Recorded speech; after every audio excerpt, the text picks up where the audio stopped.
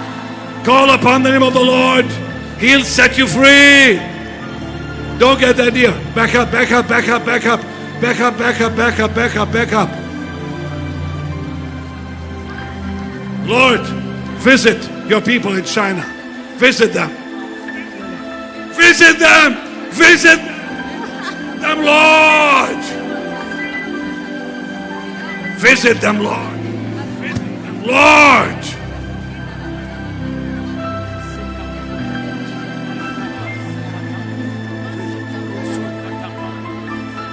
My heart is for the Chinese church. My heart is for the Chinese people. Let the fire of God come upon the church in China. Join hands. Join hands.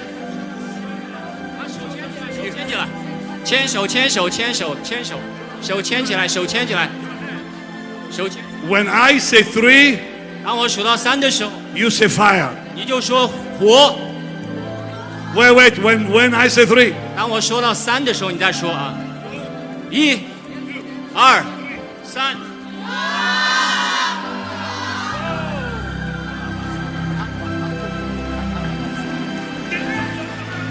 Praise. Shangwe kwa Yesu. That's a pastor. Oh, he's got 10,000 churches. That's his pastors. Thank God for you, Pastor Robert. Lord, visit the Chinese church. Visit the Chinese church. The church in China.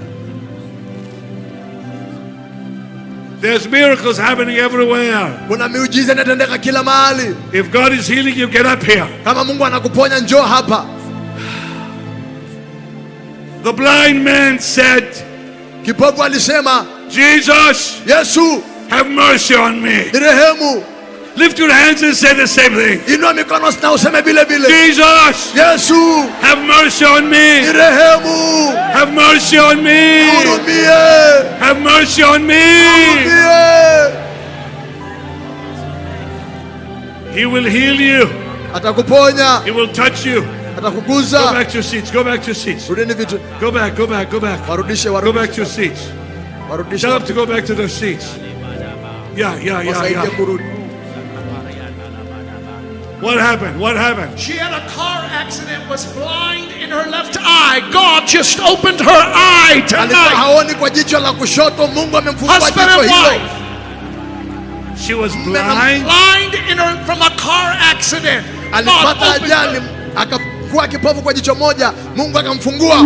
Wait. There's a lot of healings. Lift your hands to heaven. Jesus, all glorious. You're Jesus, all glorious. Preparing us your temple, born as living stones, where you're enthroned. Those of you who are sick, place your hand on your disease right now. Wale ambao mnaumia, guza kwa mkono wako mahali panaumwa. As I'm singing the song, you will feel wimbo huu, fire on your body. Moto wa Mungu utashuka kwa mwili wako. Some will feel heat on your body. Wengine mtasikia joto kwa mwili. That's God's healing power. Hiyo ni nguvu za Mungu zinazoponya. As you rose from death in power, come rise within our worship. Rise up on our praise. Let the hand that saw you raise clothe us in your glory. Draw us by your grace. Sing it, choir. Oh, the glory of your presence. Of your presence. Now lift your hands and receive your healing wherever you are.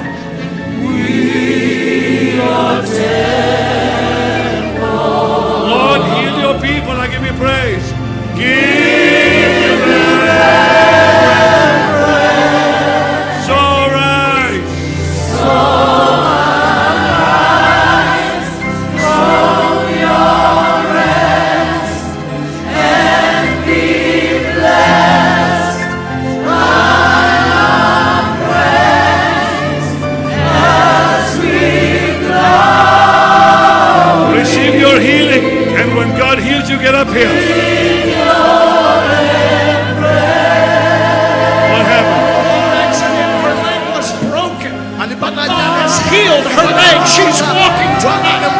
Tembea leo bila mkongojo. Which leg? Left leg. Let's walk. Holy. Let me have the king. Holy, holy are you, Lord. My dear lady, come back. Mama njoo, mama rudi. Rudi tena. Holy. Mama rudi. Holy, holy. Rudi.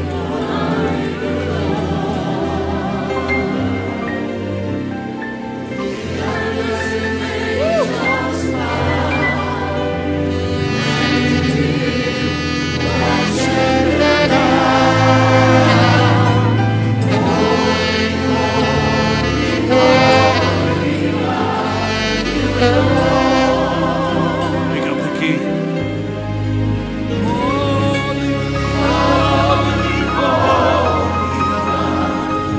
If God heals you, get up here. Mungu akikuponya njoo hapa. Deaf in his left ear. God just opened his ear tonight. Hakuwa anasikia kwa sikio la kushoto. Bwana amemfungua sikio lake leo.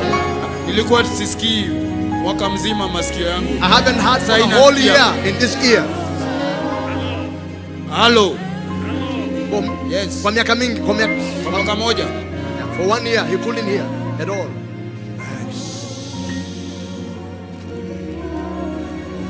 Somebody say hallelujah. Holy, holy, holy.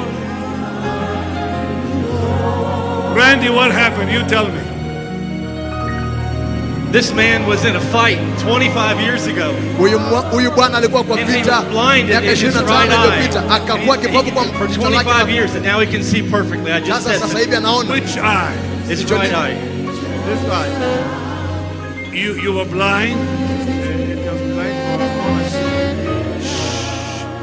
How blind was your eye? I could not see. You couldn't see out of it at all? For more than about 25 years. 5 years. Okay, put your hand on the good eye. Can you see me? Follow me.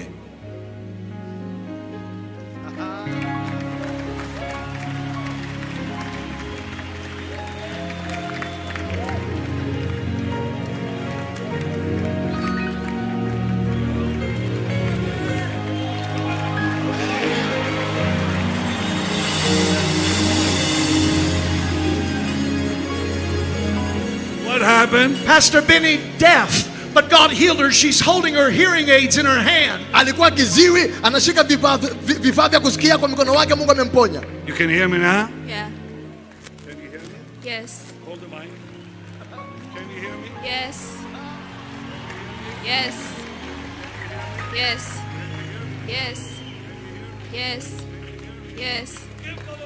Amen.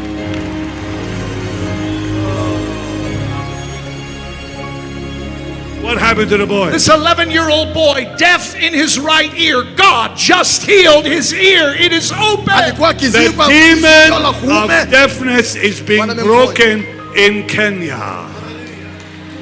May the Lord open the spiritual ears of the people in Kenya. Bwana afungue masikio ya kiroho ya watu wa Kenya. He that hath an ear to hear, let him hear what the Spirit says. Upate kusikia vile roho anavyosema. How old are you? 11 years. 11? Which ear was it his eye or ear? Ear. Which ear? Put your hand on this one. Can you hear me? Yes. Hold the mic. Can you hear me? Yes.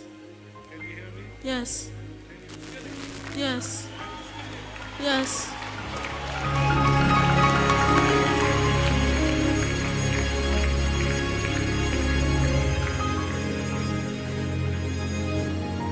And I've not forgotten the pastors that are down there. I did not realize last night till the Archbishop told me that the majority, if not all, the people up front here were pastors. Tomorrow, at 4, is it 4 o'clock? At the convention KICC. Center, KICC. Yes, sir. I want to minister to the pastors. Nahudumia wachungaji kesho saa 10 KICC. Make sure to come. Usikose kuja.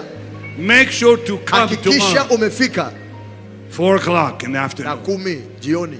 Pastor Benny, this young girl since 2 years old was deaf in her left ear. Here's another one. The ear just popped open. She can Tangu akiwa na miaka mbili alikuwa kiziwi kwa sikio moja, leo amefungua. 2 years old. Which ear, darling? Sikio gani? Which ear was deaf? Sikio gani alikuwa linasikia? She says both of them. Alikuwa anasema yote. Dan, hello. She said both of them. Hallelujah. You were deaf in both? How many years? Since you've been 2 years old. You've been deaf in this ear and this ear. Here, hold the mic. You can hear me? Yes, I can hear you. You can hear me? Yeah. You can hear me? Yes. Yeah.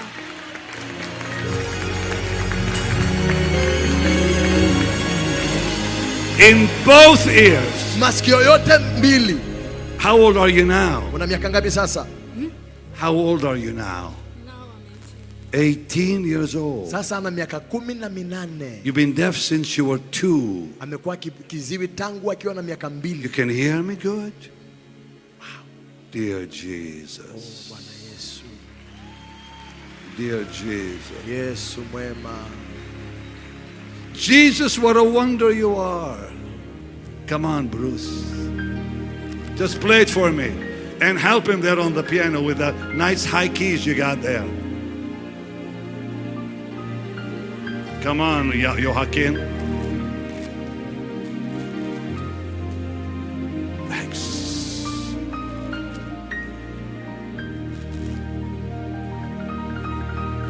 Thanks. Lord, I pray this young girl, 18 years of age, will be a preacher. Baba, naomba huyu binti wa miaka 18 awe mhubiri. In the mighty name of Jesus. Katika jina kuu la Yesu. Say amen. Sema amen. Say amen. Say amen. Pick up the key quick. Shh. Heavenly, just for a minute. Just you. Heavenly. Come here. Come here. What are you feeling, darling? What are you feeling on you? Unasikiaje? Unahisi namna gani? What do you feel on your back? Unasikiaje kwa mwili wako? Unasikia kulia?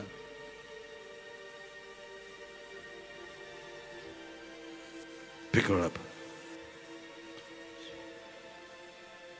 She's sensing the presence of God. Nahisi uwepo wa Mungu. That's the Holy Spirit, honey. Huyo ni Roho Mtakatifu.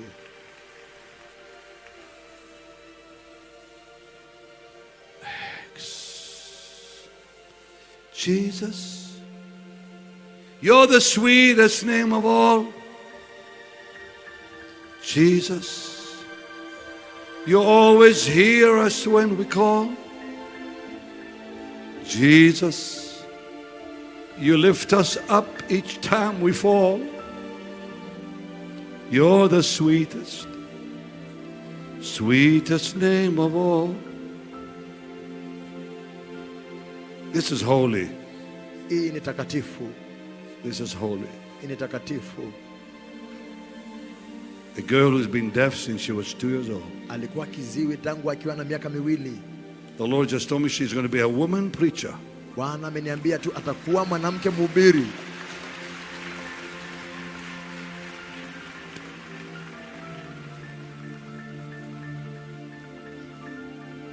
Once I was deaf, but now I hear. Lift your hands, say thank you, Lord, all of you. Inua mikono, sema asante Bwana. Thank you, Lord. Asante Bwana. What happened there, Randy? Nini imefanyika pale? This young man had what was called nephrotic disease, which is a degenerative nerve disease. Huyo kijana He's even got paperwork on it. It's totally healed, no pain. You've got the papers from the doctor? Yep. What does it say? Diagnosed with nephrotic syndrome. a disease that the water is swollen all over the body. He was swollen all over the body and the legs were stiff. He could not. The legs were stiff. He could not move swiftly. But now he could. Let's see you walk. Wow.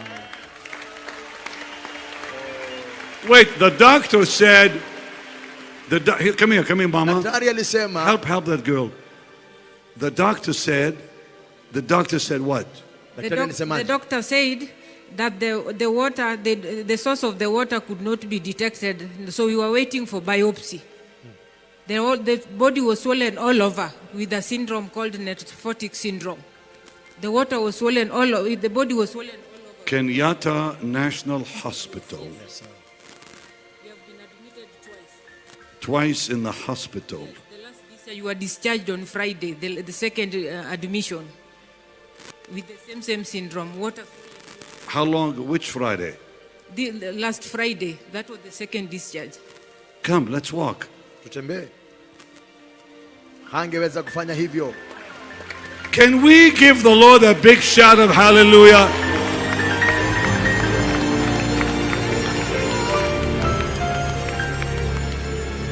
There it is, Pastor Robert. There it is. Pastor Robert, from the hospital. Kutoka hospitali kuu ya Kenyatta. For this mama's faith. What happened to the boy? Nimefanyika kwa huyu bwana, huyu boy was autistic. And autistic, and he was all over the place, and he could not speak, and now he's really calm, and he's beginning to speak words. Oh, wait. This is your son.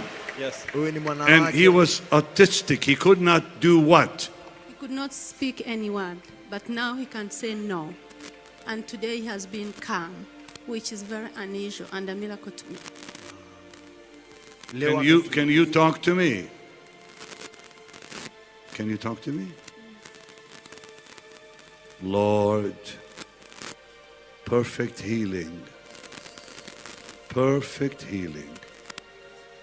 In the mighty name of Jesus. In the mighty name of Jesus. Help the lady up. Help her up. Help her up. Help this one up. Let's go. Help him down. Help this gentleman down. To God be the praise. What happened to that? Pastor Benny, tumors in his lungs. He could not breathe. God healed him. He's breathing. You had tumors in your lungs. Tumors in the lungs. Alikuwa na uvimbe kwenye mapafu. Fibroid in my lungs, but now I'm breathing. I'm now. Angeweza kupumua, sasa anapumua. Breathe in. Again. Again.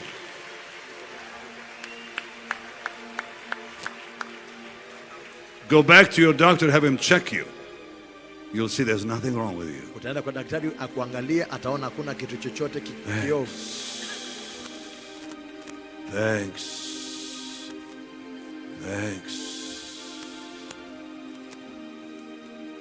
And the presence of the Lord is in this place.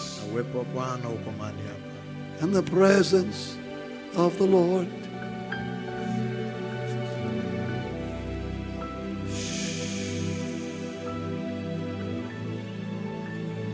I want to hear you play the piano, Joachim.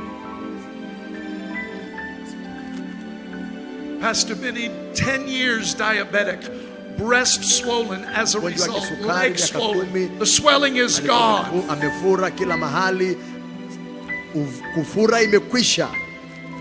I'm sensing a mighty anointing here. Nahisi upako mkuu mahali hapa. All you pastors, nyote wachungaji, on the front, wale mlio hapa, get up here. Kimbia hapa mbele. Pick up the key there. Come on, Bruce.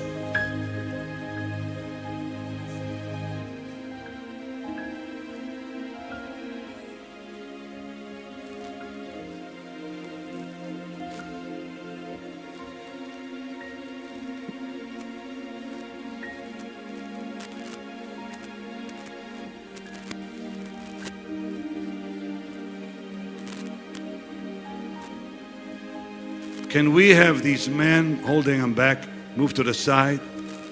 All the security, move to the side, please. Securities, mnaweza ondoka. Mnaweza ondoka. They won't break. They won't break in. Hawatavunja chochote. Muache tu. These are all pastors? Yes, sir. Even them that are running? Yes, sir. Yes, sir. Are you serious? Are you all pastors? This must be the largest pastors get together, coming together in the history, I think, maybe of this country. Can you believe that? Mr. President, these are pastors Hawa ni wachungaji wote in your nation. katika taifa lako. If they will do what I preached on tonight, wakifanya vile nimehubiri leo, Kenya will be the richest nation on earth. Kenya itakuwa tajiri zaidi ya mataifa mengine yote duniani. The most prosperous land, itakuwa nchi iliyo na fanikio, not just in Africa. Sio tu Afrika. Because it says in Psalm 1, nasema kwa Zaburi 1, whatsoever he doeth shall prosper.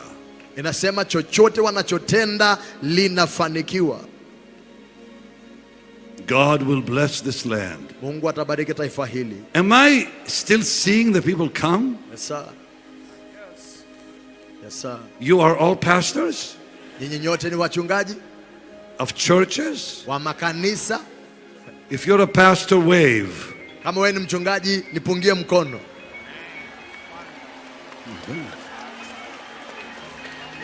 That I can't believe it. Look at them running there.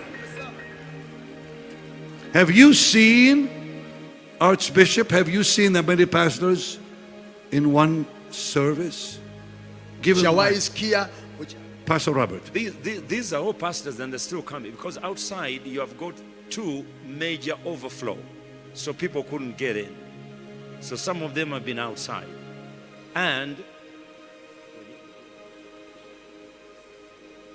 yeah. He said we needed to do the meeting here. I'm going to pray for you. But I want the whole stadium to stand up. Everyone stand up. Kila mmoja naomba simama. Kama umeketi simama tafadhali. Kila mmoja katika uwanja huu mzima. We're going to all surrender. Zote tutachiachilia to Jesus. Kwa Yesu. No more living half a life. Hakuna tena kuishi maisha nusu nusu. Maisha nusu mkate. Maisha nusu. No more half a commitment. Hakuna tena nusu kujitolea. Total surrender. Kujitoa kikamilifu. To the Son of God. Kwa mwana wa Mungu. Lift your hands and say, Father, in the name of Jesus, I come to you. Receive me, Lord. Accept my life, Lord. I surrender to you, O Lord, my Savior, my Redeemer, my Lord, my God, my King, Jesus, Jesus, Jesus. I call upon you, Lord. Take my life. Let it be consecrated, Lord, to thee. I give you my life, my heart, my mind, my body, my all. You are my Savior forever, my Lord forever, my God forever. I no longer belong to the world. I no longer belong to myself. And I no longer belong to Satan. I belong to you.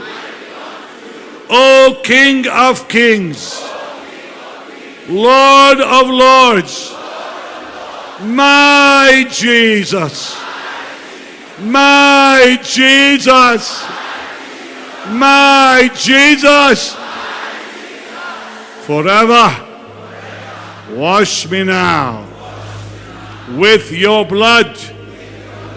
Cleanse my mind, cleanse my heart, cleanse my life, cleanse my body. I surrender my spirit, my soul, my body to you, Lord. Use me for your glory. Glorify your name in my life, through my life, all the days of my life. In Jesus' name. Now, Lord, you heard their prayer. Answer their cry.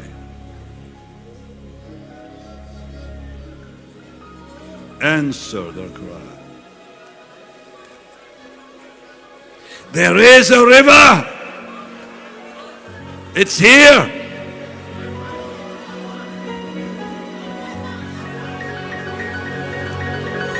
Are you ready for the river? Pastors, are you ready for the river? Are you ready for the river? Join hands quickly, join hands, come on. Shikana mikono, shikana mikono, shikana mikono. Kwa haraka. Shikana ni mikono.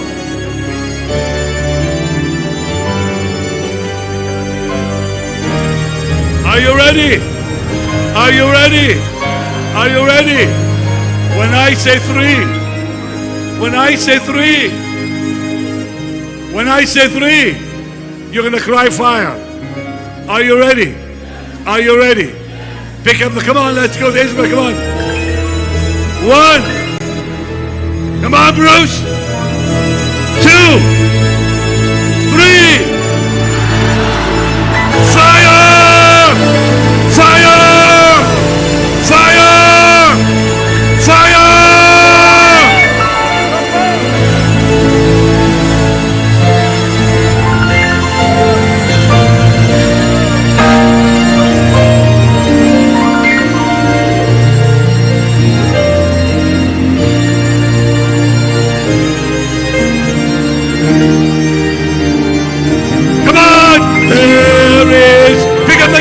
Pick up the key!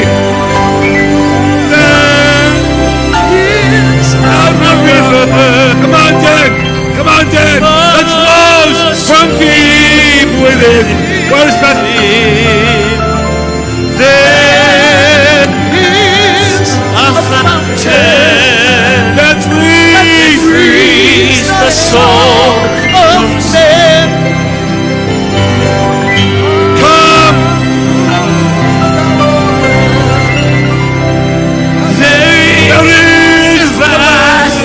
Supply. There is a river that never shall run dry. Sing it again. There is a river that flows from deep within. There is a fountain. There is a fountain that frees the soul from sin. Come to the waters. Come to the water. There is a vast supply. There is a river.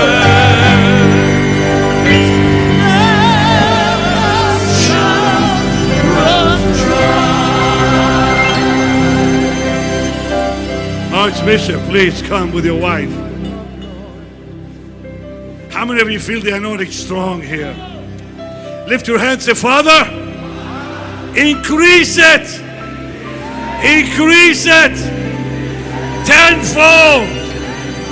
Tenfold. Tenfold.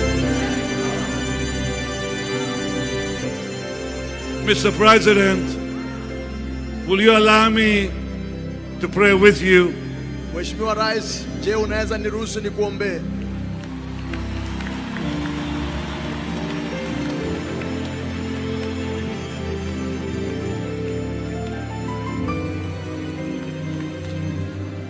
I'm going to ask God Tamuomba Mungu to bless this man, ambariki huyu bwana, man of God. Huyu mtumishi wa Mungu. Bless his wife. Ambariki mkewe. To bless his government. Abariki familia yake. I'm going to give you all a word. Nawapa nyote neno. Because he's in office. Kwa sababu yuko ofisini. The heavens have opened. Mbingu imefunguka. And they will remain open. Na itabakia ikiwa wazi. As long as he's in office. Siku zote akiwa rais.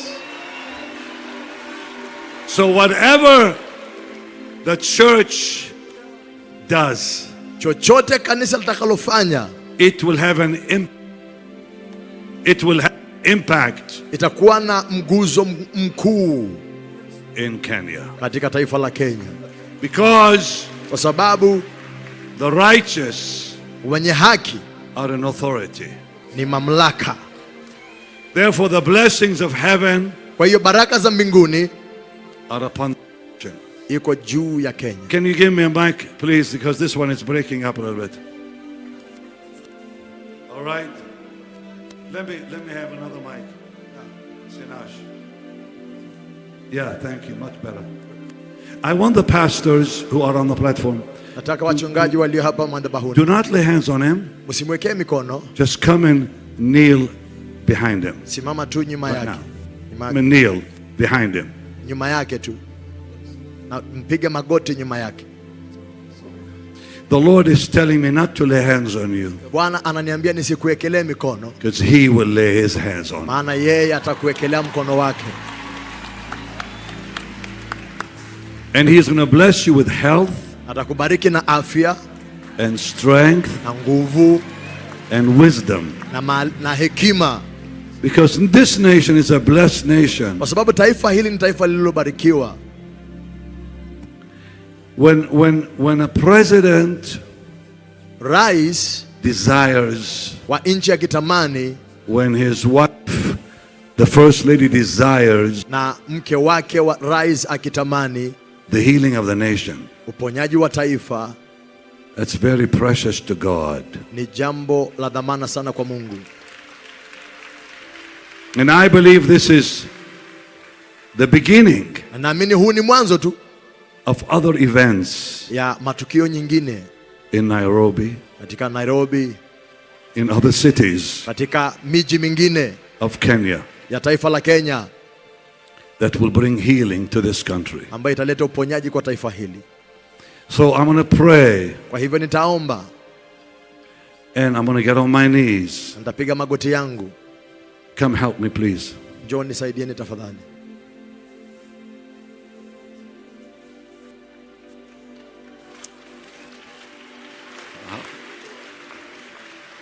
Lord my God, Baba Mungu wangu, we come to you, tunakuja kwako, O Father in heaven, Baba wa mbinguni, to bless, kubariki this president, huyu rais, your servant, mtumishi wako, his wife, mkewe, his leadership, uongozi wake, O God of Abraham, Mungu wa Ibrahimu, Isaac and Jacob, Isaka na Yakobo, extend,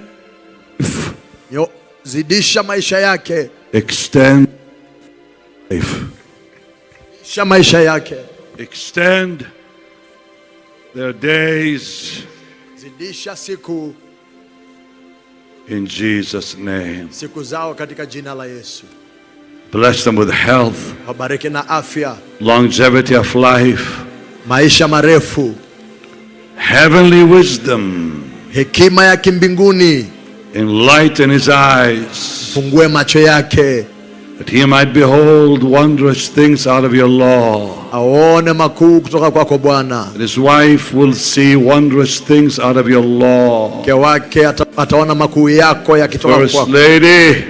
Mke wa rais, mama wa taifa. I pray the prophetic will always be in her life. Naomba roho ya unabii siku zote iwe juu yako. In the mighty name of Jesus. Katika jina tukufu la Yesu. Everything they touch, kila kitu anachoguza, will prosper. Itafanikiwa. Every decision they make, kila maamuzi wanaofanya, will succeed. Itafanikiwa. And Lord, I pray, na Baba ninaomba, no more losses for Kenya. Hakuna tena hasara kwa taifa la Kenya. No more losses. Hamna tena hasara. Total recovery. Urejesho kamili will begin. Inaanza in this nation. Katika taifa hili. Your word declares David recovered all. Neno linatangaza Daudi alirejeshewa yote. Let this mighty man of God, wacha huyu mtumishi mkuu wa Mungu, the president of this nation, rais wa taifa hili la Kenya, and the first lady, na mkewe mama wa taifa, cause this nation wafanya taifa hili to recover all. Irejeshewe vitu vyote. In the mighty name katika jina kuu of Jesus, la Yesu, the Son of God. Mwana wa Mungu. And I want you to cry amen 7 times. Nataka tuseme Number 1, 2, 3, 4, 5, 6. Shout it!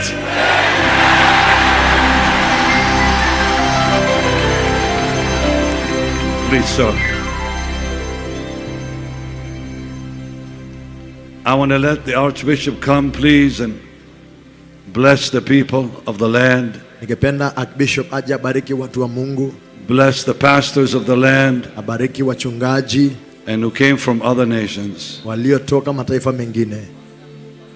You said, my dear First Lady, ulisema mama mpendo wa taifa, I'm welcome in Kenya.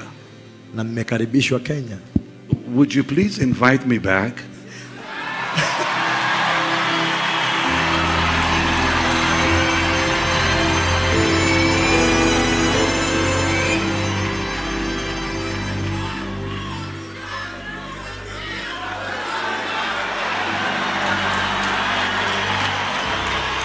Love you too. Now I'm going to ask you to go back to your seats, murudi kwenye viti vyenu, because sababu I forgot nimesahau to take the offering. Kuchukua sadaka. We need to give an offering. Tunahitaji kutoa sadaka. And the people said, did you sense the power of God? Umehisi nguvu za Mungu? Do you love the Lord? Mnampenda Bwana? So it's time to give. So ni wakati wa kutoa. So go back to your seats. So rudini pole pole kwa vitu vyenu. And prepare your offering. Na tayarisha sadaka yako. Don't leave the stadium. Usiondoke kwenye uwanja till you give the offering. Baka mtoe sadaka. Because I'm going to pray over your gift. Kwa sababu ndaombea karama yako. I was so caught up.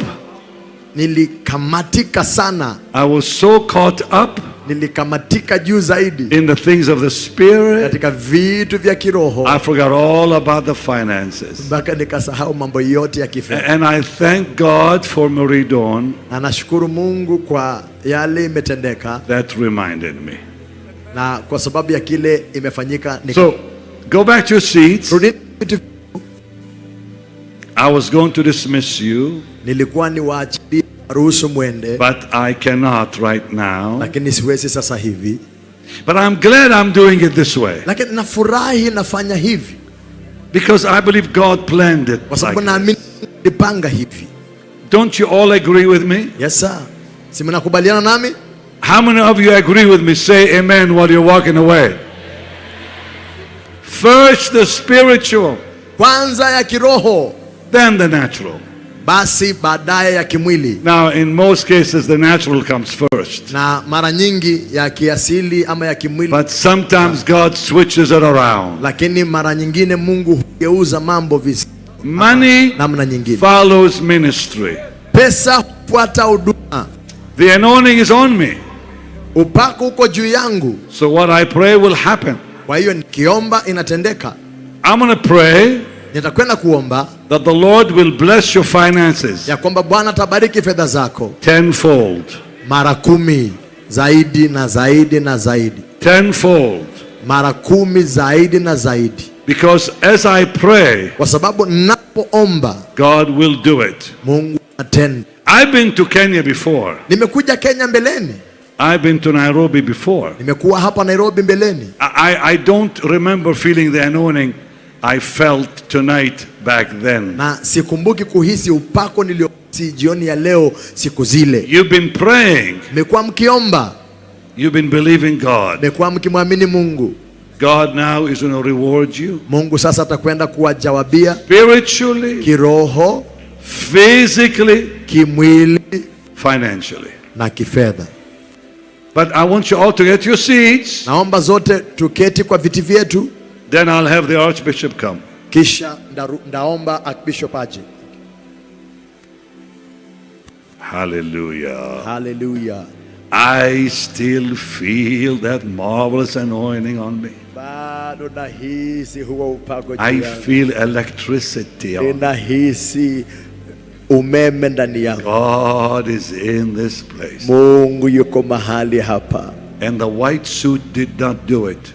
Na sio suti nyeupe iliyotenda hayo. Jesus did it. Yesu ndiye alitenda. I simply obeyed the elders.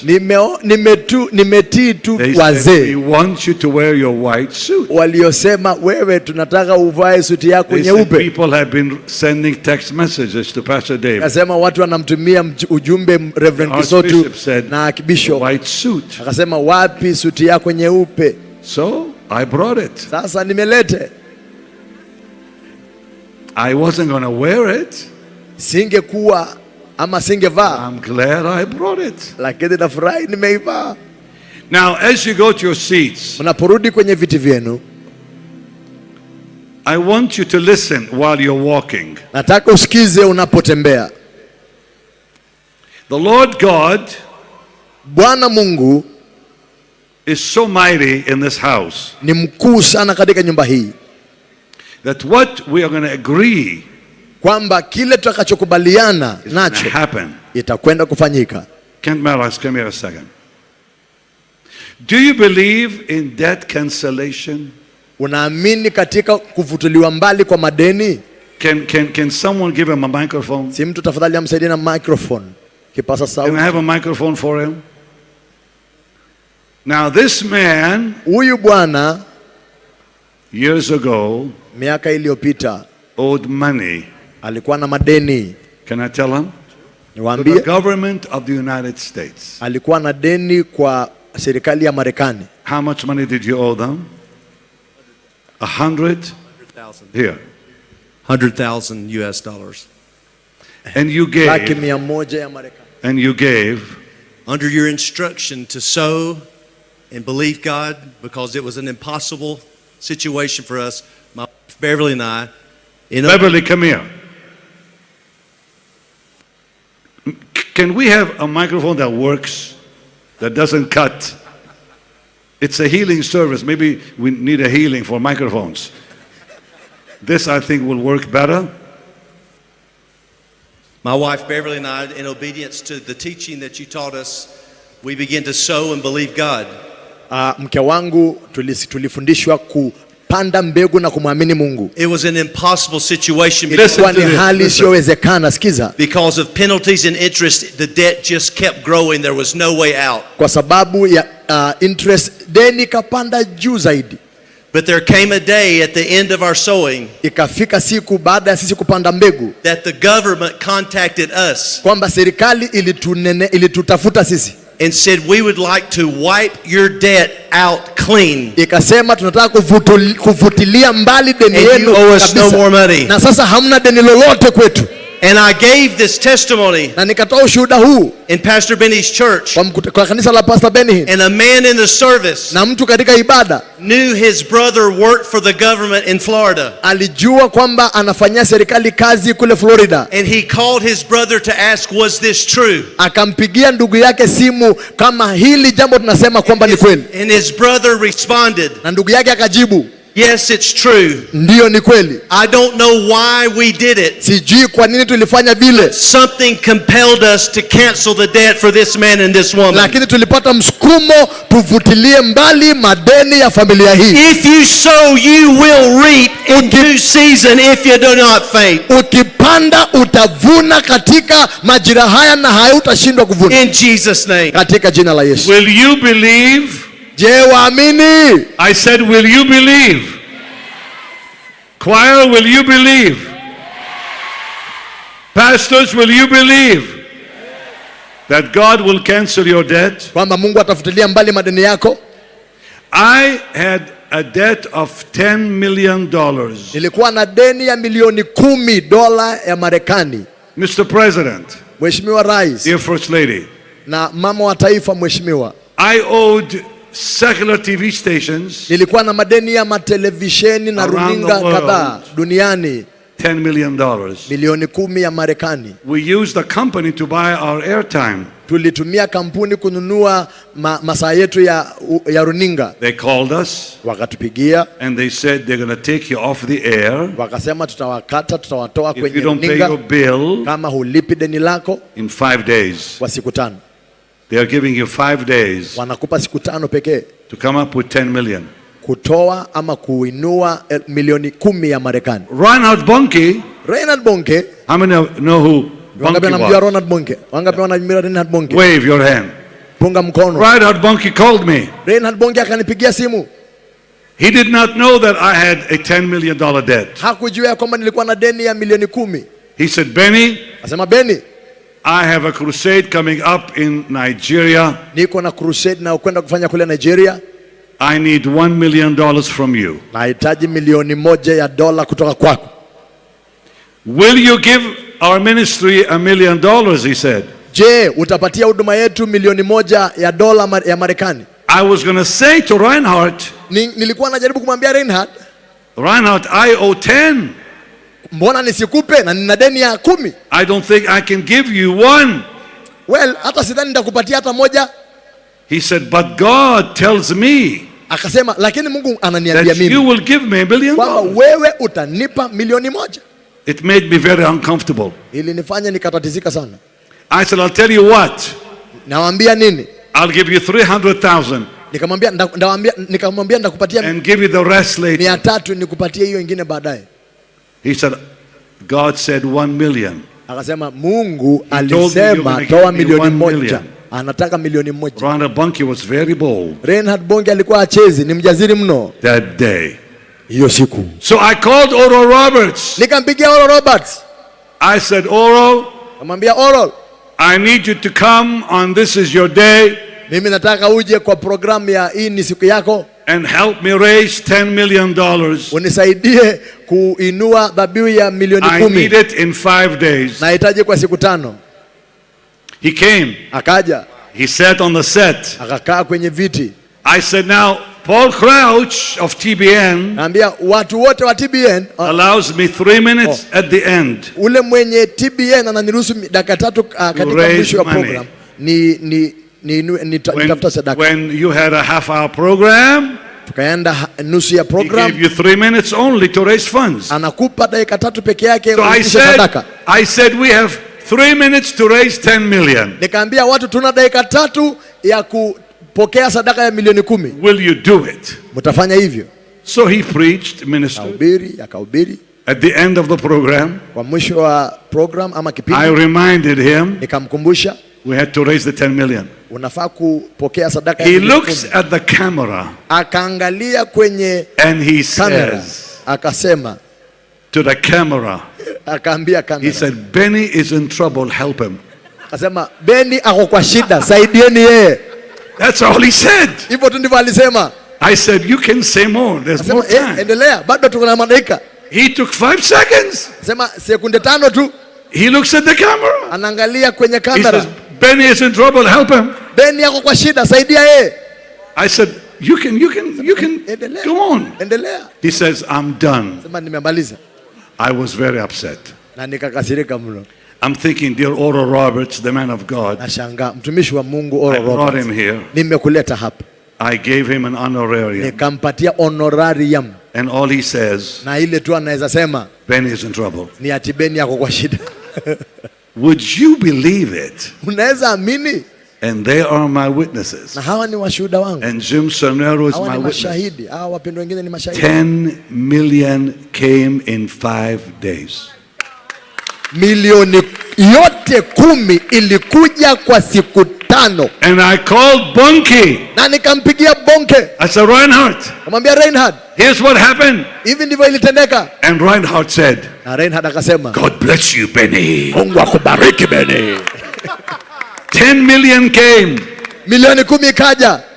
Now the amazing thing is most of the people that gave on the phones that day waliotoa zaidi kwenye simu siku hiyo were not Christians. Hawakuwa Wakristo. They were unbelievers. Walikuwa watu wasioamini. We tell our people, na ni watu wetu, when somebody calls na mtu akipiga simu and gives money, anapotoa pesa, pray with them. Muombe. So they said, wakasema, my staff said, can we pray with you? Anamwambia tukuombe. They began cussing back. Wanaanza kuwalani. They did not want the prayer. They began saying horrible things on the phone.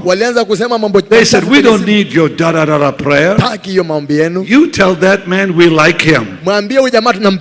And please tell him to keep wearing his white suit. And they gave $10 million. The wealth of the wicked belongs to the righteous. God did it for me. Mungu alinitendea. Do you want him to do it for you? Je, ungependa akutendee wewe? You've never faced a $10 million debt, did you? Hujawahi kuwa na deni ya milioni 10 ya dola Marekani. Ukiamini that God will cancel your debt, kwamba Mungu atafutilia mbali deni zako, and prosper the work of your hands, na afanikishe kazi ya mikono yako. Stand up so I can agree with you. Simama niamini pamoja nawe. All of you in the stadium, stand up. Ninyi nyote kwenye ukumbi huu simameni. But you must give. Lakini lazima utoe. Give God something to use. Mpatie Mungu kitu atakachokitumia. When you give him your offering, ukimpa dhabihu yako, he receives it. Ukimpa sadaka yako anaipokea. He blesses it. Anaibariki. He multiplies it. Anaijumlisha. And he gives it back to you. Na anakurudishia. So stretch your hands towards me. So nyosha mikono yako kwangu. I'm stretching my hands towards you. Na nyosha mikono yangu kwako. And I'm going to ask God, ndamuomba Mungu, under the anointing that is on me, chini ya upako iliyo juu yangu, to bless the work of your hands, abariki kazi ya mikono yako, and bring you out of debt. Na kutowe kwa madeni. In the name of Jesus. Katika jina la Yesu. Father, I pray, in the name of Jesus, we agree, Lord, we agree that as the people give to your kingdom, as the people sow in your work, you'll multiply the seeds sown, give them a harvest they've never known. What you did for me so many times, do it for them. Cancel their debt. Please say amen. Cancel every debt. Please say amen. Amen. Cancel their debt. Please say amen. You're able to do exceeding abundantly above all we ask or even think. According to your riches and glory, do it.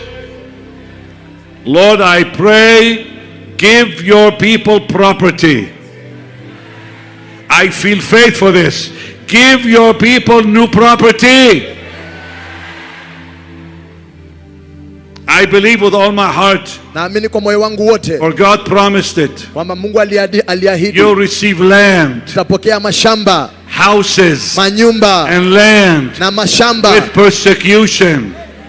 God will give you land. Mungu atakupa mashamba. God will give you new property. Mungu atakupa Do you believe it? Manyumba. Mnaamini? Say, Father, Baba, I believe for new property, a new home, boma mpya, a new business, biashara mpya, new property boma mpya, in my hands, mashamba mapya, in the name of mikono Jesus. yangu katika jina la Yesu. You said, ulisema, Lord, you said, Bwana ulisema, that we will receive kwamba tutapokea houses, manyumba, and land, na mashamba, with persecution, 100-fold, mara 100, 100-fold, mara 100, 100-fold, mara 100, in the name of Jesus, katika jina la Yesu, in the name of Jesus, katika jina la Yesu, in the name of Jesus. katika jina la Yesu. Now lift your hands and praise him. Inua mikono, mpe sifa. Out loud, praise him. Mpe sifa kwa sauti. Audibly praise him. Mpe sifa audibly kwa praise sauti, him. kwa sauti, kwa sauti. Debt will be cancelled. Deni itavundiliwa mbali. Deni itavundiliwa mbali. The properties will come your way. Mali mpya itakuja kwa mikono yako. Houses will come your way. Nyumba yatakuja kwa mikono yako. Lands will come your way. Shamba yatakuja kwa mikono yako. Sow this seed in faith. Panda mbegu hii kwa imani. Sow the seed in faith. Panda mbegu hiyo kwa imani. I am a witness. Mimi ni mshahidi. I am a witness. Mimi ni mshahidi. God gave us property in Orlando. Mungu alitupa shamba pale Orlando. I claimed it for the Lord. Nilidai kwa Bwana. Today it's a big church. Leo ni kanisa kubwa. And I was in Matamoros, Mexico. Na nilikuwa kule Mexico. And I gave a seed for the orphans. Mbegu kwa sababu ya ofisi. And God Almighty gave me the money for the land. Na Mungu akanipa pesa ya shamba. And we bought the land. Na tukanunua shamba. Because we made a promise to sow seed. Maana tuliahidi tutapanda mbegu. Help the orphans. Ili kusaidia mayatima. Kusaidia walio na mahitaji. That happened again and again mara tena na mara tena na mara tena na mara tena. Every time I have given. Kila wakati ninapotoa. So I can bless people's lives. Ili nibariki maisha ya watu. Someone came. Mtu huja. Blessed my life. Anabariki maisha yangu. A man of God. Mtumishi wa Mungu. After I gave a seed. Baada ya kutoa mbegu. To help orphans. Ya kusaidia mayatima. I was in the hospital. Nilikuwa kwa hospitali. When I was dying. Nilipokuwa nikifa. And I was reading Psalm 41. Nilikuwa nasoma Zaburi 41. And I read what it says. Na nikasema vile inavyosema. Blessed is the man that considers the poor. Amebarikiwa anayejali maskini. The Lord will not give him over to the will of his enemies. Mungu hatampeana kwa mapenzi ya maadui zake. And it promised healing and prosperity. Na akaahidi uponyaji na ufanisi. Psalm 41. Zaburi 41. 7 promises. Ahadi 7. I called my secretary. Nikampigia sekretari wangu. I want to sponsor orphans. Nikamwambia nataka kusaidia mayatima. They offered me 21 families to help. Wakanipatia familia 21 niwasaidie. Let's do it. Nikasema tufanye. A man of God. Mtumishi wa Mungu. A pastor. Mchungaji. In Africa. Kule Afrika. In Nigeria to be specific. Kule Nigeria nikiwa paid off my home. Akalipia boma yangu. That we bought. Tulionunua. Right after I came out of the hospital. Nilipotoka kwa hospitali. Because I obeyed the scriptures. Kwa sababu niliamini na kutii maandiko. It's the word of God. Ni neno la Mungu. Do you want land? Mnataka mashamba? Do you want a new house? Unataka nyumba mpya? Do you want to pay off the present house? Unahitaji kulipa hiyo nyumba? Then lift your hands and ask God. Come on. Lift your hands and ask God. Muombe Mungu, muombe Mungu. Ask him now in faith. Muombe sasa hivi. Ask him now by faith. Hivi kwa imani. Call on him by faith. Say, Lord, you said in your word. Mwambie Bwana umesema kwa neno lako. You said you'll give me houses. Umesema utanipa land. Utanipa mashamba. If I give. Nikitoa. If I sow seed. Nikipanda mbegu. Here's my seed tonight. Hii ndio mbegu yangu leo. No more debt. Hakuna madeni tena. No more debt. Hakuna madeni tena. No more debt. Hakuna madeni tena. New properties. Mashamba mapya. New houses. Mali mpya, manyumba mapya. Mine. Ni yangu. Ni yangu. Ni yangu. In Jesus' name. Katika jina la Yesu. Now lift your hands and praise him. Inua hiyo mikono mshukuru. Out loud. Mpe sifa, mpe sifa. Every time you pasa sauti.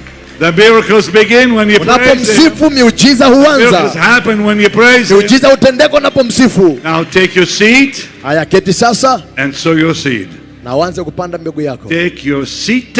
Keti. And sow your seed. Na upande mbegu yako. Prepare your seed now. Andaa mbegu yako sasa.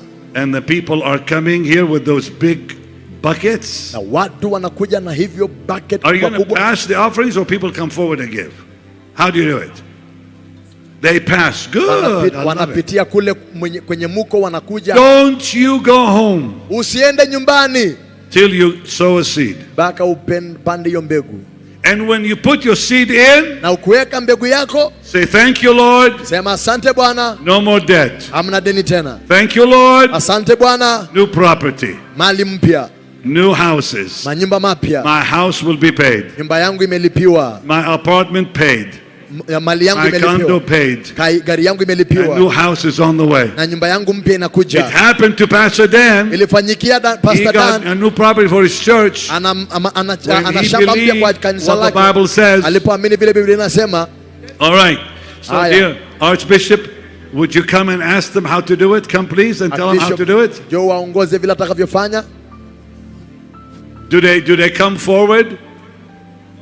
Okay, you tell them how to do it. We are taking your seed from where you are seated. You can see a bag before you. Just go before and put it. But then those who are in the back, how do they give? There is the pay bill number. Good. On the screen where you can put your pay bill offering. I hope you put it here on the screen. Can we have it on the screen, please? Weka kwa runinga hiyo pay bill number, unaweza pia weka sadaka yako. Na ushers wanakuja mahali ulipo. Keep it on the screen. Keep it on the screen. Bakisha hiyo maandishi ya vile tutakavyotoa kwenye screen. Now Lord, we agree. Bwana tunakubaliana. Pastor David, come and bring the gentleman with you sitting next to you, the bishop. Mlete huyo bwana karibu nawe. Lord, we agree. Bwana tunakubaliana. In the mighty name of Jesus. Katika jina kuu la Yesu. That you'll give your people new property. Kwamba utawapa watu wako mali mpya. Come on people, praise the Lord, it's going to happen. Watu sifuni Bwana, inatendeka. I'm telling you. Inatendeka. Lift your hands and praise the Lord, it's going to happen to you. Inatendeka. Lord, give them new lands. Wape mashamba mapya. New properties. Mali mpya. In the glorious name of Jesus. Katika jina tukufu la Yesu. Cancel their debts. Madeni ifutiliwe mbali. We praise you Lord. Tunakusifu Bwana. We exalt your holy name. Tunaliinua jina lako. Hallelujah. Hallelujah. Jehovah Jireh, my provider, His grace is sufficient for me. You're going to sing it for me. Dear Dan and Sinash and Jim. Okay, let's go. Jehovah Jireh, my provider, His grace is sufficient for me. Jehovah Jireh, my provider, His grace is sufficient for me. Sing it. My God shall supply all my needs according to His riches and glory. He will give His angels charge over me. Jehovah Jireh cares for me, for me, for me. Jehovah Jireh cares for me. Sing it again. Jehovah Jireh, my provider, His grace is sufficient for me, for me, for me again. Jehovah Jireh, my provider, His grace is sufficient for me. My God shall supply all my needs according to His riches. Where's the drummer? He will give His angels charge. Let me hear the drums. Jehovah Jireh cares for me, for me, for me. Jehovah Jireh cares for me. Hallelujah, hallelujah, hallelujah, hallelujah, hallelujah, hallelujah. Let us sing songs of praise. Let's go, let's go, let's go. Hallelujah. Hallelujah, hallelujah, hallelujah, hallelujah, hallelujah. Let us sing songs of praise. And faster, let's go. Hallelujah, hallelujah, hallelujah, hallelujah, hallelujah, hallelujah. Let us sing songs of praise.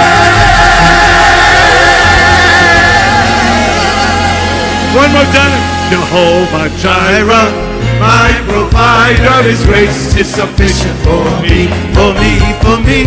Jehovah Jireh, my provider, His grace is sufficient for me. My God shall supply all my needs according to His riches in glory.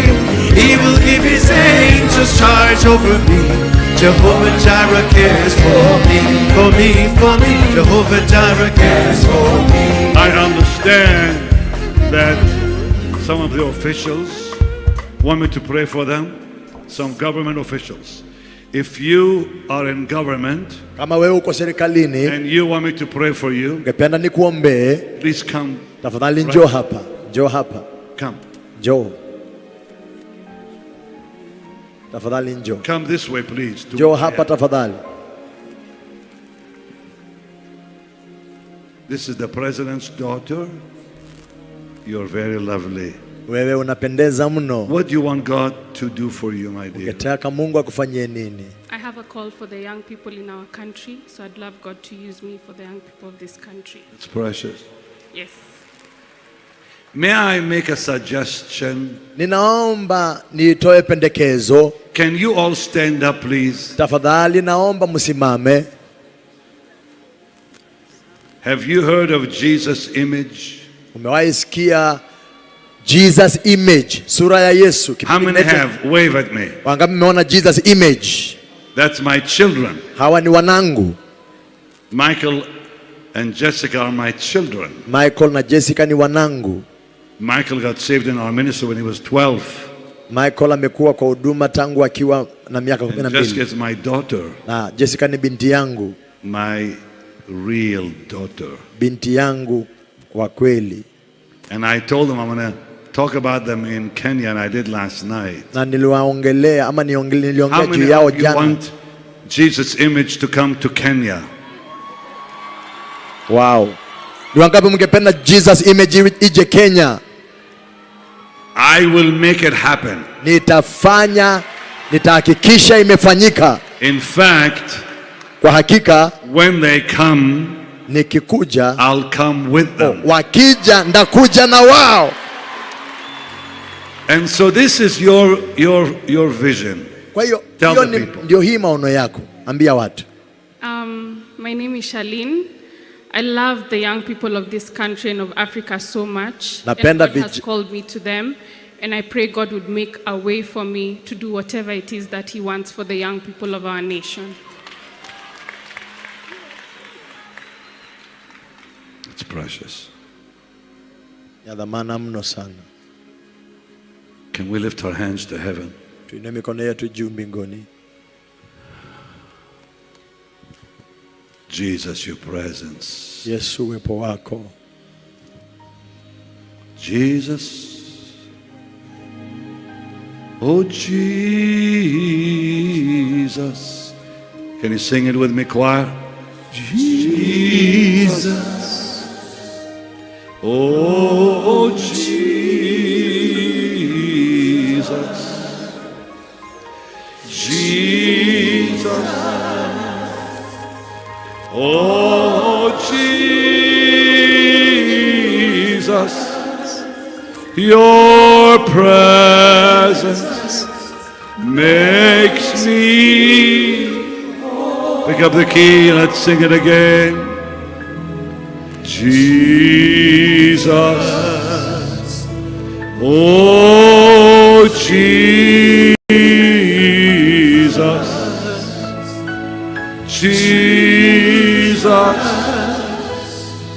Oh,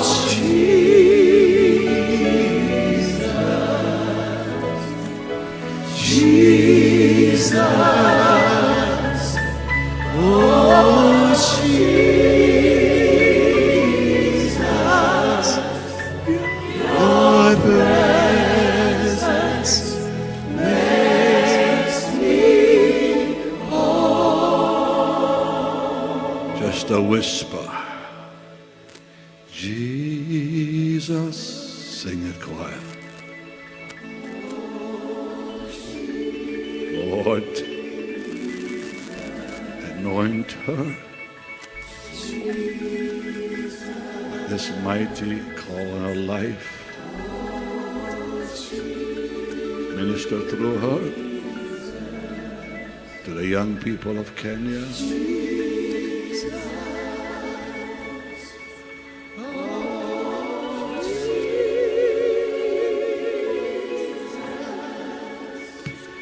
Your presence.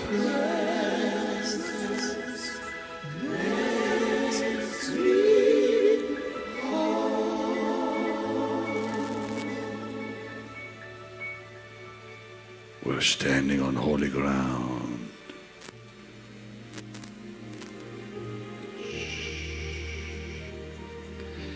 As I walked through this door, I felt your presence, and I knew this was the place where your blessed presence abides. For this is the temple. I'm talking about the woman, Lord, the girl. Jehovah God abides in her.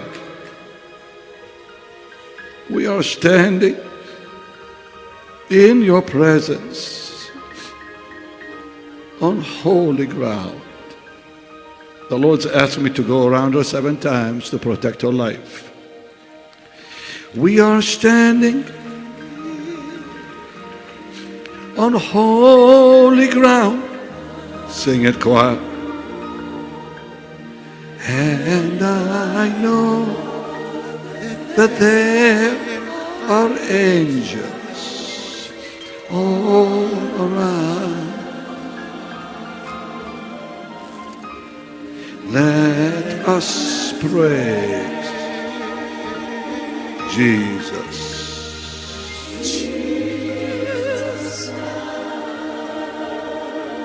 We are standing in His presence.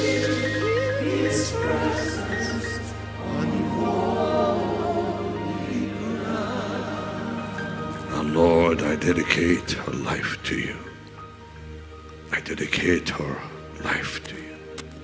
Use her mightily to touch the young people of this generation in this country. In the mighty name of Jesus, your Son. I apply the blood of Christ Jesus on her.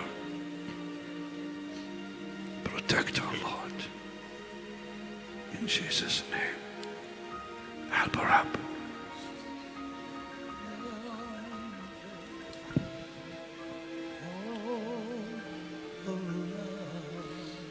As I was walking around you, did you feel something? What did you feel? I felt like I was being anointed for the call. The Lord told me this, walk around her.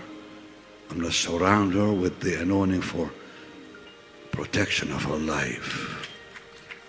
Because you are going to challenge the devil and you're going to win.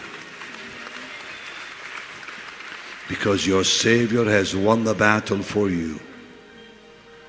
And the word I have for you is step out in faith and be bold. Be strong.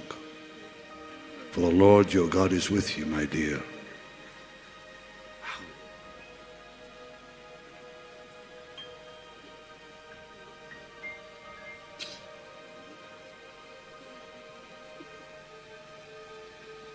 Okay, you want me to pray for that? Yeah. Stretch your hands towards her. Give her a husband that will fulfill that call with her. Lord, send that young man her way that will be a strength to her, a great support to her. She cannot do this alone, Lord. She's going into the battlefield to win souls, to snatch souls away from the enemy's camp. She needs a husband, Lord. And she needs that husband soon. Send him her way soon. Let him be exactly what she wants. Everything she wants about that husband. Grant it, Lord. Grant it, Lord. In the name of Jesus. I feel a great anointing for you. You sense it too, don't you?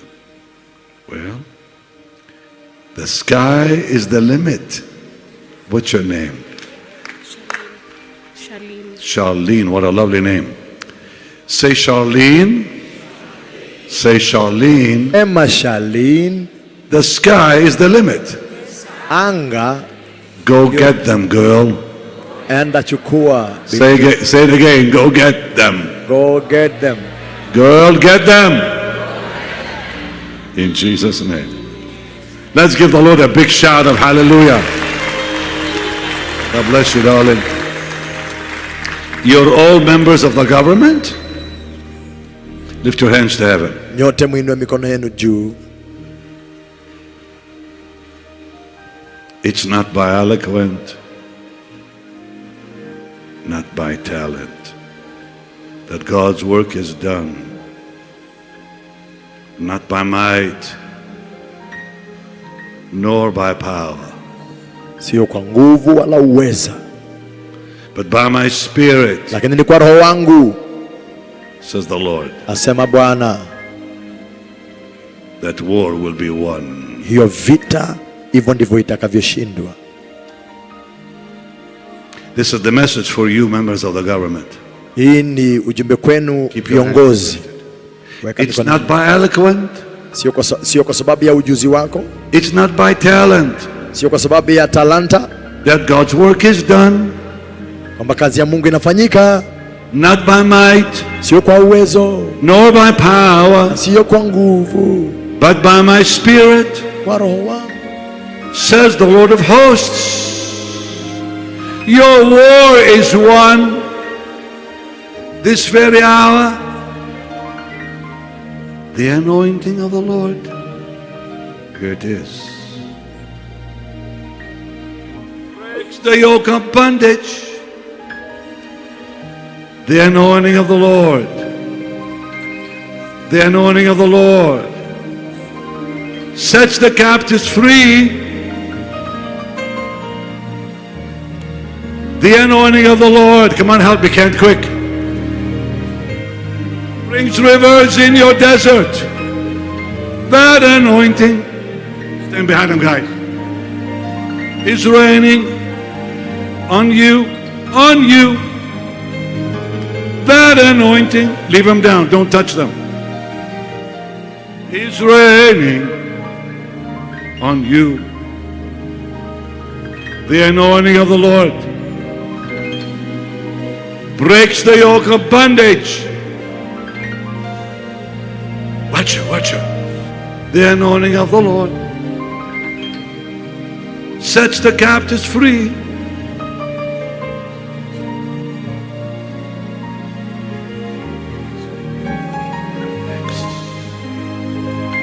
Bless this government.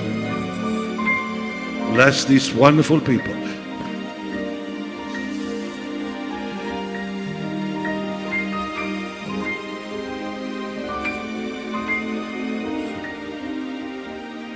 Bless these people.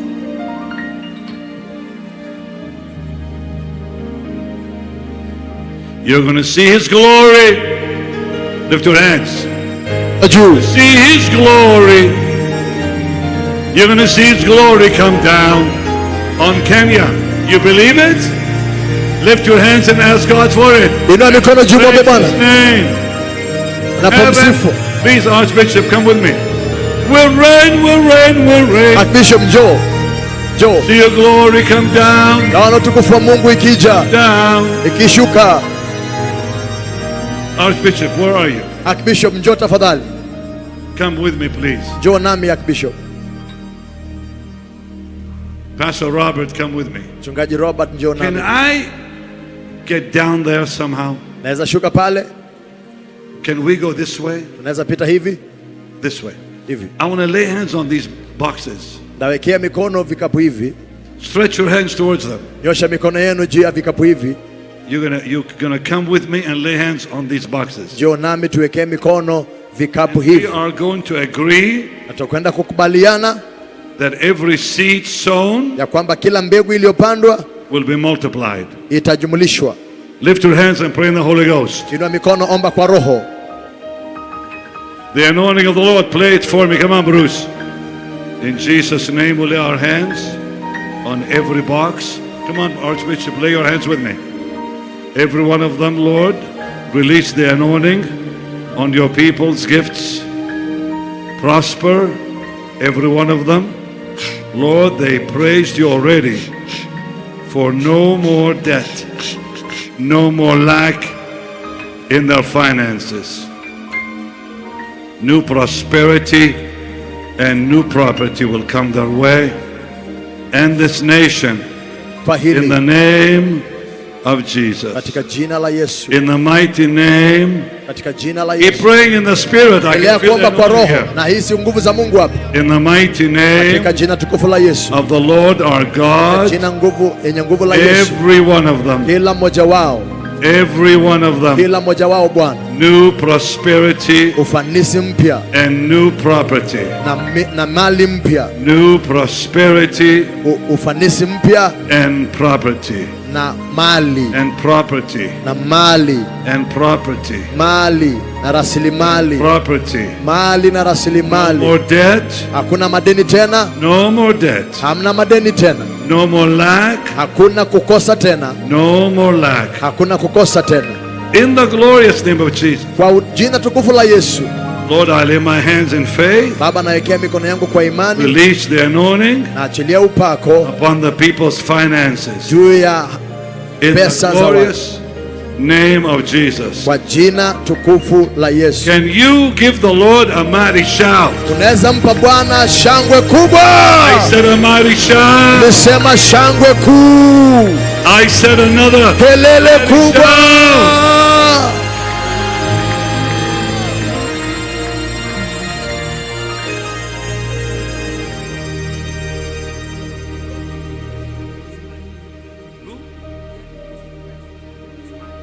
Deputy President and his wife. Naibu wa rais na mkewe. All right.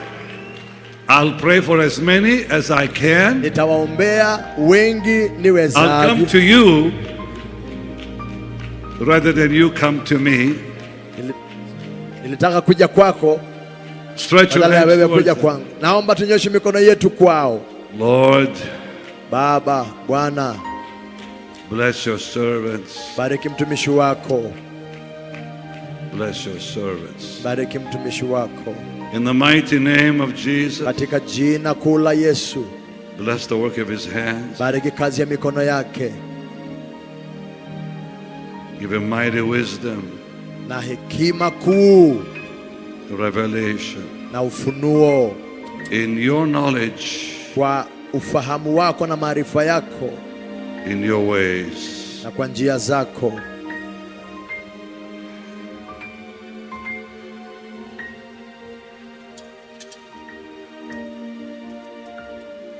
In Jesus' name. Bless your life. Bariki maisha yake. Your strength. Nguvu. Your mighty abilities. Nguvu na uwezo. Your life. Maisha yake. Depth. I see great depth. Naona spiritual depth. Maarufa ya kindani ya kiroho. There's a new birth within you spiritually. Kuna kuzaliwa upya katika roho yako. God is raising. Mungu anainua maono mapya ndani yako. A new vision through your life. Maono mapya katika maisha yako.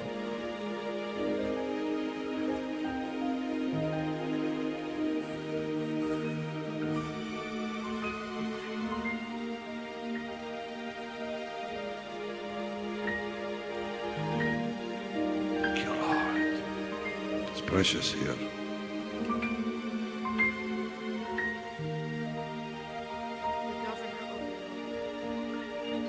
The governor of Nairobi. Who's the governor? Gavana wa Nairobi yuko wapi? There he comes.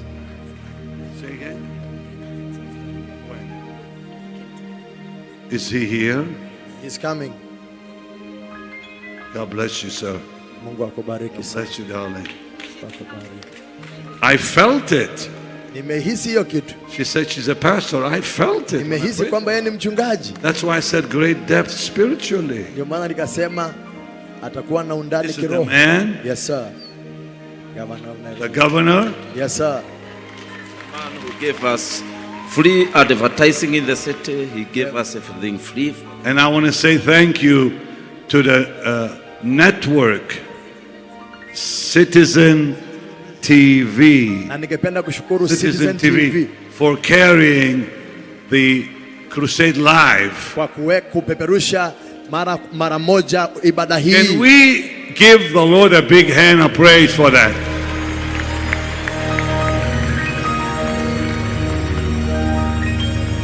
Pardon?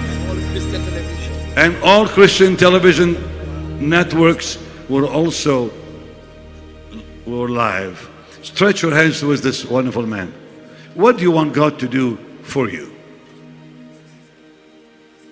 You know, there are times in life when what you ask for happens. Kuna kipindi kwa maisha kile unachouliza ndio kinatendeka. Hii ni hiyo kipindi. Say again. For God's wisdom. All right, Lord. That's the best prayer you can, the best request you can make. Hiyo ndio maombi ya ajabu. Lord. There it is, brother. Oh. Touch. Touch. With wisdom, Lord.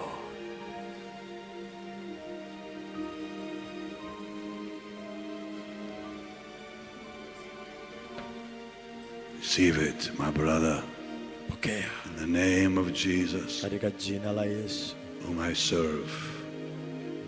His wisdom from above. Hekima kutoka juu. His strength from above. Nguvu kutoka juu. In the mighty name of Jesus. Katika jina tukufu la Yesu. Amen. Amen. Can we give the Lord a mighty hand of praise? Tumbe Bwana sadaka ya makofi. Before you leave, kabla muondoke, tomorrow there's a pastor's meeting at 4. Kesho tuko na ibada ya wachungaji saa 10. And it's be very important. Na ni ya muhimu mno. But I'm going to make a request to you. Lakini nitakwenda kuwaomba. How many have never been to the Holy Land? Ni wangapi hamjawahi fika Israel?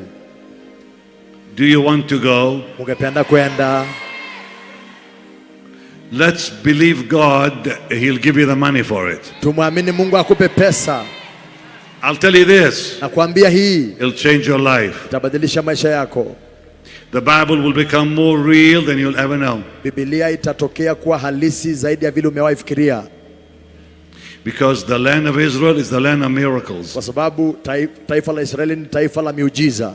So Father, in Jesus' name, kwa hiyo Baba, katika jina la Yesu, give them the funds. Wape fedha. To go to the Holy Land. Wafike nchi takatifu. As quickly as possible. Haraka iwezekanavyo. Say, Father. Father. Say, Father, I pray in Jesus' name. You said you'll grant my desire. If I delight in you, you'll give me the desires of my heart. It is my desire to visit the land of Israel, the Holy Land. Give me the funds I need to pay for my airfare and my hotel, and give me extra money for shopping. Amen. In Jesus' name. In Jesus' name. That's it.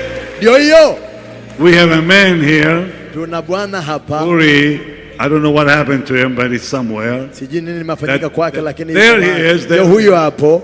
He's from Israel. Ametoka Israeli. I invited him to come. Nilimkaribisha aje. And he works with a company called Sorel. Na anafanya na hiyo kampuni. Friends with me for a long time. Tumekuwa marafiki miaka mingi. It's nice to see my brother. Nimefurahi kukuona ndugu yangu. And they can come to Israel. Na wanaweza kuja Israeli. They are all welcome to come to Israel. Karibuni nyote Israel. We are waiting for you over there. Tunakungoja pale. And God willing, Pastor Benny will show you the way. Na Pastor Benny ataonyesha njia. And the nation of Israel, where it all began, na nchi ya Israeli pale ilipoanza kila kitu, suffered a lot since October 7.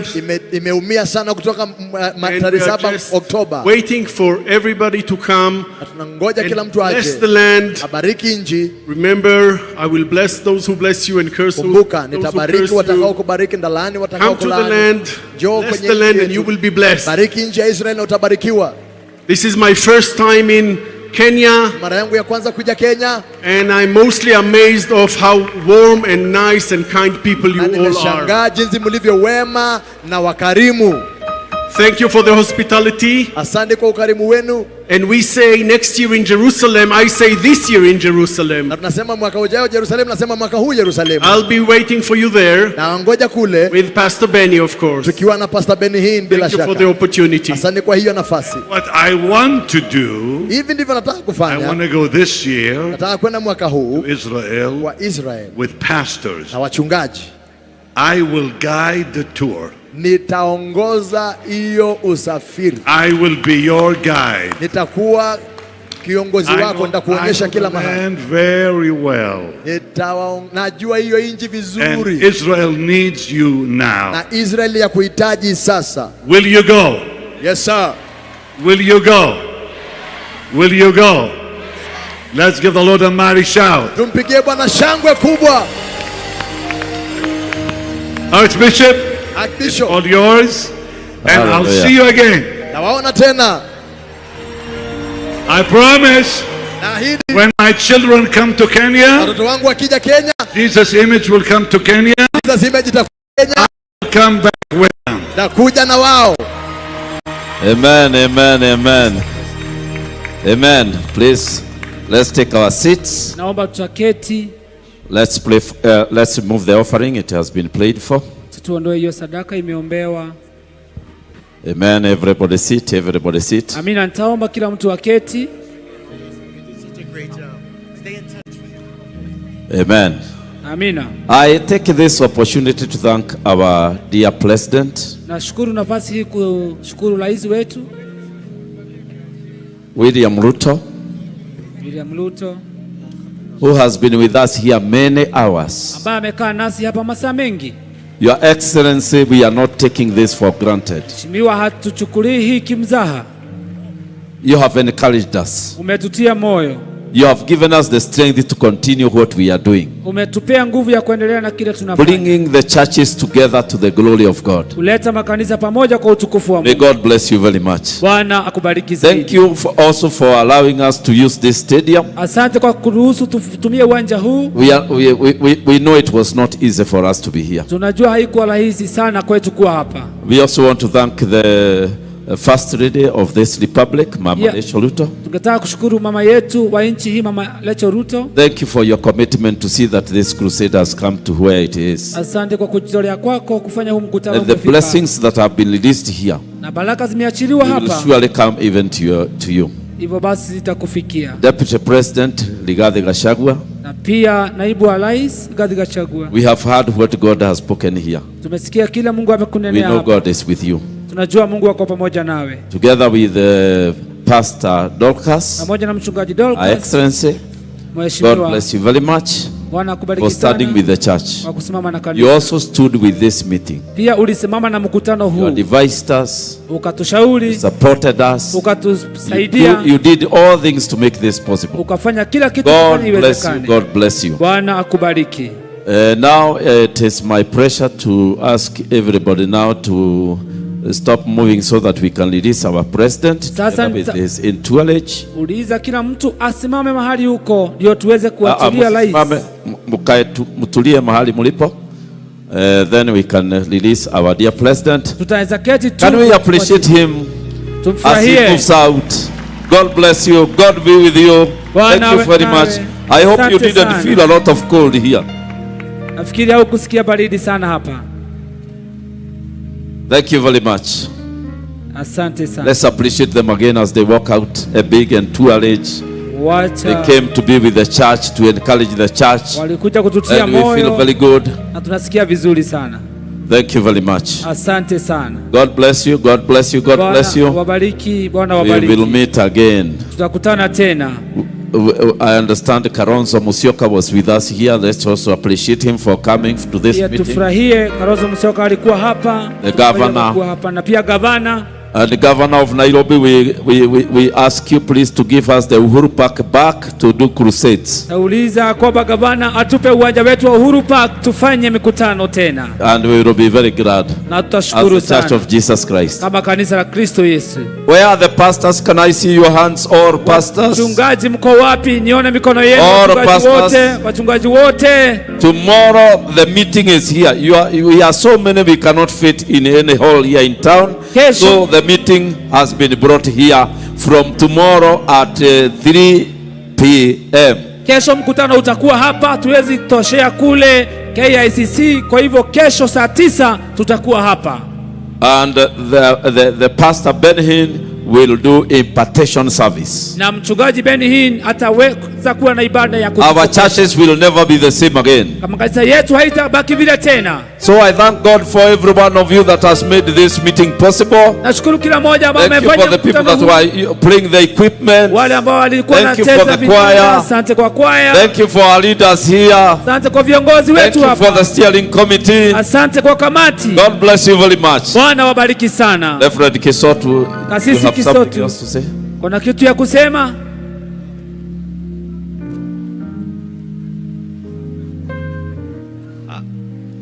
Kama unataka kuokoka utoke mahali ulipo ukuje hapa, tutakuombea tukimalizia. Please, if you want to get saved, don't go. Come here, we will present you to God for prayer. God bless you very much. Asante sana Archbishop. Labda niseme tu neno moja kwa sababu ya mkutano hiyo tutakuwa nao kesho. Nimeulizwa na watu wengi inalipo pesa ngapi? Hakuna pesa inalipwa.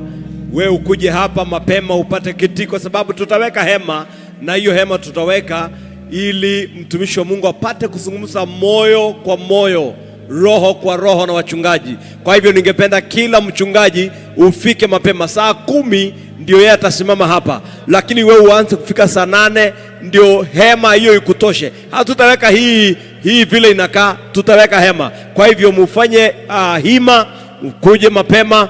Na jamii, tunashukuru sana kila mtu aliyesimama nasi, matelevisheni yote na maredio yote ya taifa letu la Kenya, ya Wakristo na wapendwa na zile zingine za biashara.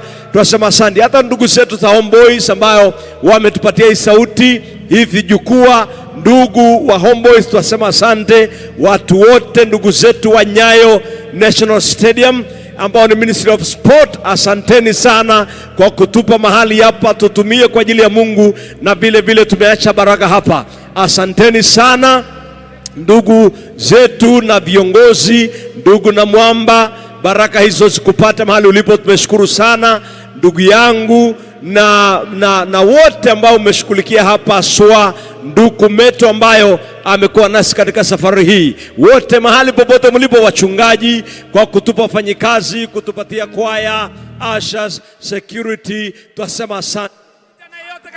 I've gone to places you don't see young professionals. Come on. And our president has prayed for mercy as we thank you for the milestones that we have.